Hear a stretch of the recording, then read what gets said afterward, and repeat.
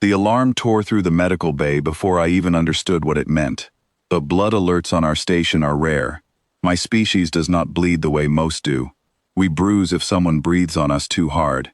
So when the proximity sensors screamed, and the doors hissed open to reveal a human named Daniel Cole, dragging himself inside with a support beam still lodged through his shoulder, every instinct in my body told me he was already gone. I am Vex Threll, senior physician of the Elon Medical Consortium, stationed aboard the research vessel Halyard Rest. I have spent 40 cycles treating patients from 11 different species. I have seen wounds that ended careers, wounds that ended lives, wounds that ended entire bloodlines, because our bodies simply were not built to survive damage. So when Daniel stumbled through that door, calm as a maintenance worker reporting a broken pipe, I expected to watch him die in front of me. He did not die. He looked down at the beam sticking out of his shoulder, exhaled through his nose, and said, "Yeah, this is going to need stitches." I stood frozen. My assistant, a young Elon named Priel, dropped an entire tray of sterilizing tools. The clatter echoed through the bay louder than the alarm had. "Do not move," I told him, my vocal cords trembling in a way they had not since my licensing exams. "You have a puncture wound through load-bearing tissue. Any movement could cause catastrophic internal bleeding." Daniel raised an eyebrow, the human equivalent of amused disbelief. "Doc, I walked myself here. I think I'm past the catastrophic part." I did not understand what I was looking at. Our medical training taught us that a wound like this, in almost any known species, meant immediate collapse. Shock alone should have dropped him within seconds. Blood pressure should have crashed. Nerve signals should have overwhelmed his brain with pain so severe that unconsciousness would be a mercy. Instead, he sat on the exam table, gripped the edge with one hand, and waited for me to do my job.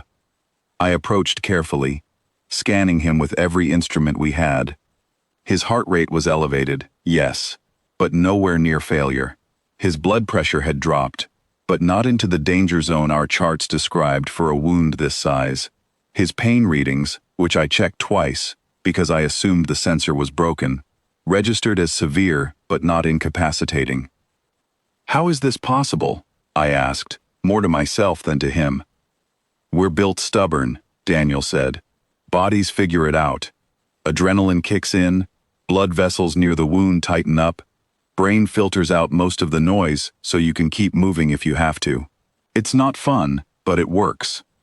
I had read about human physiology in passing during my early training, dismissed as an outlier species not worth deep study since so few humans traveled this far from their territory. I regretted that dismissal profoundly in that moment. I removed the beam with trembling hands, expecting a flood that would require immediate transfusion protocols. What I found instead was controlled bleeding, already beginning to slow on its own, his vessels behaving as though they had been designed specifically to survive exactly this kind of injury. "You are describing evolutionary armor," I said. "I guess so. Where I'm from, if you can't survive getting hurt, you don't last long enough to have kids." He winced as I cleaned the wound, but did not cry out, did not thrash, did not do anything my training told me a patient in this condition should do. "Also, I've had worse." Those 4 words unsettled me more than the wound itself. Over the following hours, as I stitched, monitored, and stabilized him, more of the crew filtered through the medical bay to check on him, and I began hearing stories.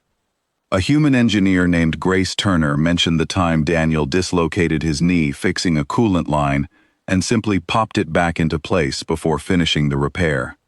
A navigator named Ethan Cross recalled watching him walk on a fractured ankle for 2 full days before finally admitting it hurt, because he did not want to slow down the mission.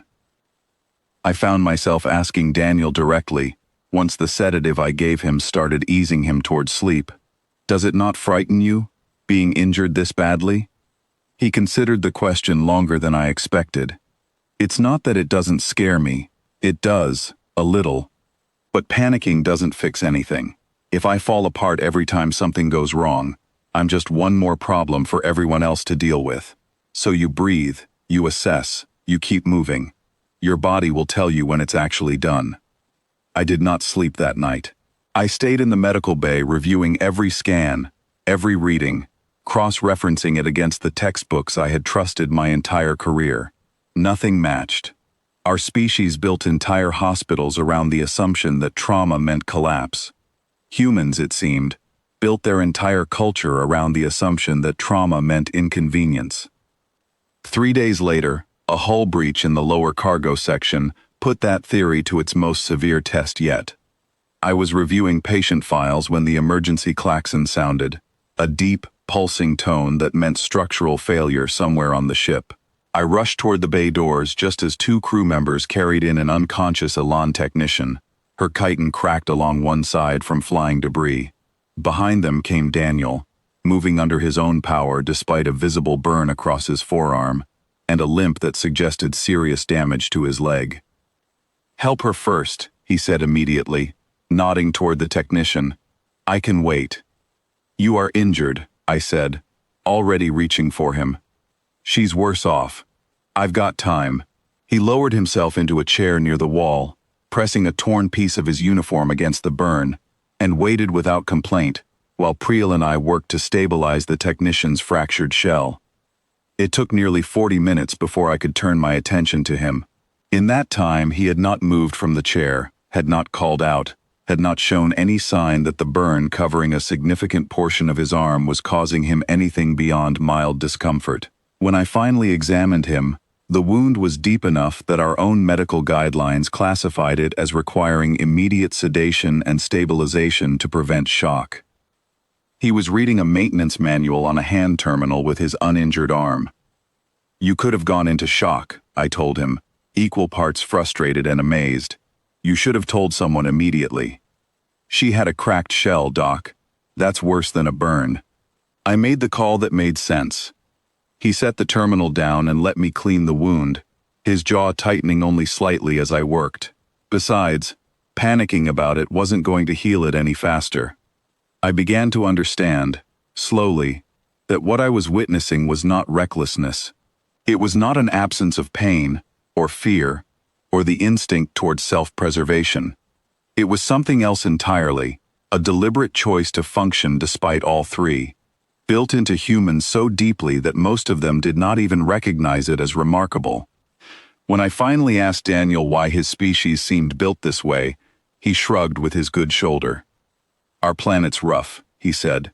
"Storms, predators, diseases, each other, sometimes. If your body shuts down every time something bad happens, you don't make it to see tomorrow. So somewhere along the way, we became the kind of creatures who keep going, not because it doesn't hurt, because giving up hurts more." That sentence stayed with me long after the burn healed, long after the technician recovered, long after Daniel returned to his normal duties as though nothing extraordinary had happened at all. I began updating our medical database that week, adding a new classification entirely, one that did not exist in any Elon textbook before that point. I labeled it simply as Death Worlder Resilience, a term I later learned humans used themselves, half joking, to describe their own species. It was not a joke to me. It was the most important discovery of my career. Word spread through the consortium quickly. Other physicians requested my notes, skeptical at first, then increasingly alarmed as their own encounters with human patients confirmed everything I had documented. A colleague on another station reported a human crew member who continued working an entire shift with a broken rib, only mentioning it when someone noticed she was breathing strangely. Another described a man who calmly talked his own rescue team through extracting him from wreckage while giving them precise medical instructions about his own condition. We had spent generations believing that fragility was simply the price of intelligence, that advanced minds came wrapped in bodies too delicate to survive their own ambitions. Humans broke that assumption without even trying to. They simply lived the way their world had shaped them to live, and in doing so, rewrote everything the rest of us thought we understood about what a body could endure. Months later, Daniel stopped by the medical bay for a routine checkup, the scars from both injuries barely visible beneath his uniform sleeve. I found myself studying him the way a scholar studies an ancient artifact, searching for answers that were never going to fully reveal themselves. "You still looking at me like I'm some kind of miracle, Doc?" he asked, amused. "You are not a miracle," I said. "You are proof that survival takes many forms, and that mine was never the only one worth understanding." He smiled at that, the kind of easy human smile that carried no weight behind it, no awareness of how profoundly he had changed the way I saw the universe. "Just doing what my body knows how to do," he said, "same as you." I did not correct him. In some ways he was right, but I knew, standing there in that quiet medical bay, that nothing about what I had witnessed these past months was ordinary, no matter how casually he treated it. Somewhere out among the stars, an entire species had learned to walk through pain the rest of us could never imagine surviving, and called it nothing more than another day. I considered myself fortunate to have watched it happen,